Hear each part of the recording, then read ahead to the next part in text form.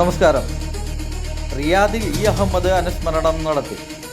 സ്വതന്ത്ര ഇന്ത്യയിൽ അധികാരത്തിൽ വരുവാനുള്ള മുസ്ലിം ലീഗിന്റെ തൊട്ടുകൂടായ്മ മാറ്റിയ നേതാവായിരുന്നു അഹമ്മദ് എന്ന് മുസ്ലിം ലീഗ് സംസ്ഥാന secretary advocate PM Sadiq Ali അഭിപ്രായപ്പെട്ടു. റിയാദ് KMCC സെൻട്രൽ കമ്മിറ്റി പരിപാടി പാലസ് ഓഡിറ്റോറിയത്തിൽ സംഘടിപ്പിച്ച അഹമ്മദ് അനുസ്മരണ സമ്മേളനത്തിൽ പ്രഭാഷണം നിർവഹിക്കുകയായിരുന്നു അദ്ദേഹം. KMCC central committee president CP Mustafa അധ്യക്ഷത വഹിച്ചു. Saudi KMCC national committee vice president Usman Ali Palathingal ഉദ്ഘാടനം ചെയ്തു. മുസ്ലിം ലീഗിനെ പലരും സംശയത്തോടെ കാണുകയും ന്യൂനപക്ഷ സംഘാടനത്തെ നിരുത്സാഹപ്പെടുത്തുകയും ചെയ്ത സാഹചര്യങ്ങളുണ്ടായിരുന്നു.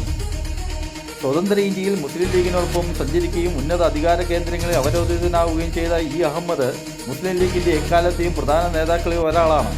ഭരണാധികാരി എന്ന നിലയിലും നയതന്ത്രജ്ഞൻ എന്ന നിലയിലും അഹമ്മദ് ഏവരാലും അംഗീകരിക്കപ്പെട്ട നേതാവാണ്. ഇന്ത്യയും അറബ് രാഷ്ട്രങ്ങളും തമ്മിലുള്ള ബന്ധം ശക്തിപ്പെടുത്തുന്നതിലെ പ്രധാന കണ്ണിയായിരുന്നു അഹമ്മദ്. ഉറുദു കവിതകൾ ഏറെ ഇഷ്ടപ്പെട്ട അദ്ദേഹം അല്ലമ ഇക്ബാലിൻ്റെ കവിതകൾ മലയാളത്തിലേക്ക് വിവർത്തനം ചെയ്തിട്ടുണ്ട്. പാലസ്തീനും യാസർ അറാഫത്തുമായുള്ള അദ്ദേഹത്തിൻ്റെ ബന്ധം ശക്തമായിരുന്നു. മഹാത്മാഗാന്ധിയുടെ പാലസ്തീൻ അനുകൂല നിലപാട് പിന്തുടരുവാൻ മരണം വരെ അഹമ്മദിന് കഴിഞ്ഞിരുന്നു. MSFന്റെ സകാരാത്മക രാഷ്ട്രീയത്തിൻ്റെ ഉൽപ്പന്നമായിരുന്നു അഹമ്മദ് എന്നും സാദിഖ് അലി കൂട്ടിച്ചേർത്തു.